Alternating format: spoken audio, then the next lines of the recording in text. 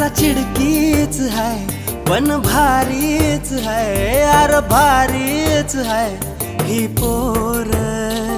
हिच्या माग माग लागून माझ्या जीवाला लागलाय घोर।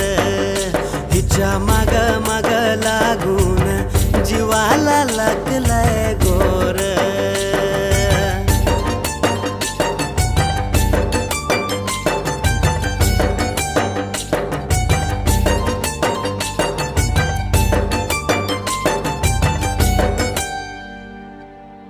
बाप खासदार भाऊ आमदार हिचा, माझं काय शेतावरती राहणं।